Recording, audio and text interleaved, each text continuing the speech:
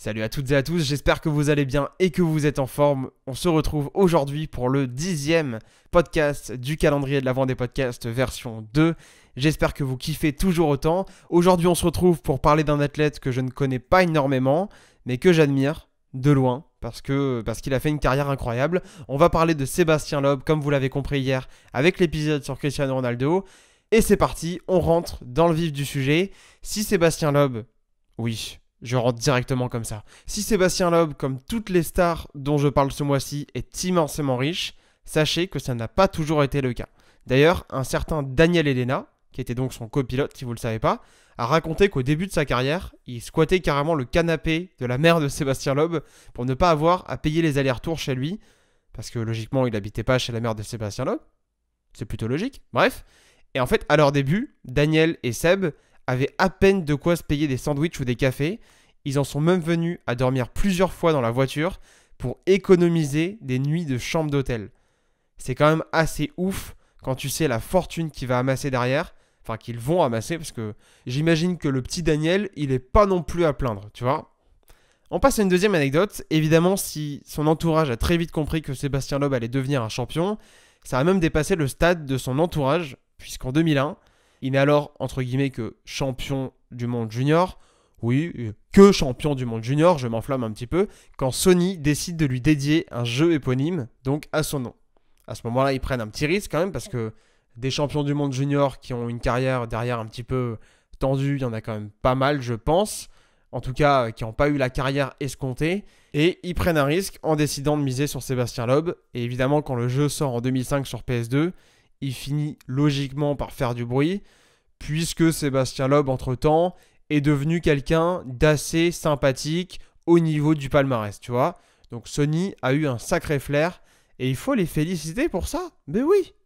D'ailleurs, 2005, au passage, magnifique transition pour passer à la troisième anecdote, est aussi l'année où Sébastien Loeb a refusé d'être champion du monde pour la deuxième fois.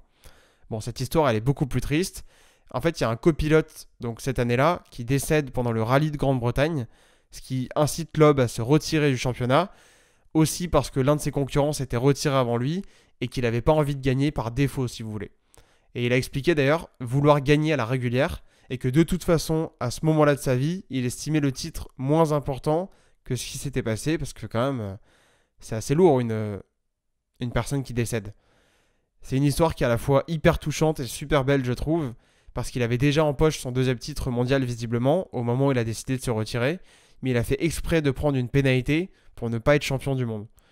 Donc voilà, Sébastien Loeb, à la fois un homme talentueux dans son sport et aussi surtout quelqu'un de valeur. Et d'ailleurs, comme beaucoup de sportifs ce mois-ci, Sébastien Loeb a évidemment des capacités dans beaucoup de sports, et pas seulement la conduite. Et c'est là qu'on va rentrer dans quelque chose d'un petit peu croustillant. Par exemple, est-ce que vous saviez qu'il avait été 4 fois champion de gymnastique du concours général individuel d'Alsace? C'est quand même pas rien, hein? Est-ce que tu as déjà été 4 fois champion individuel d'un sport dans ta région? Non? Bon bah alors, Sébastien Loeb il l'a été.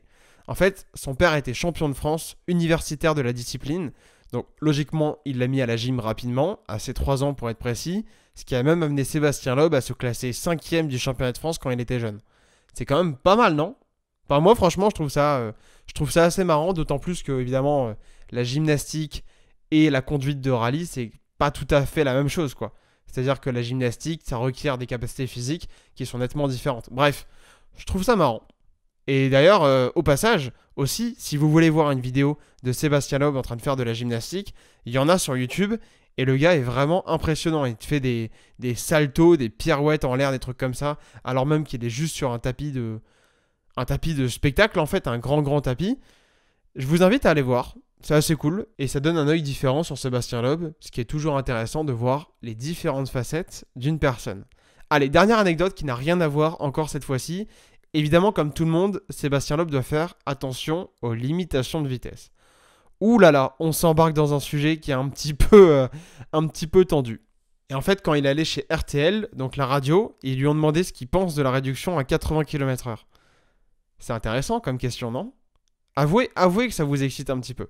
À cette question, Loeb il a répondu que selon lui, c'est pas forcément une décision qui va dans le bon sens, puisqu'il explique que plus on roule vite, je cite, plus on est concentré, moins on roule vite, plus on se distrait et on s'ennuie facilement.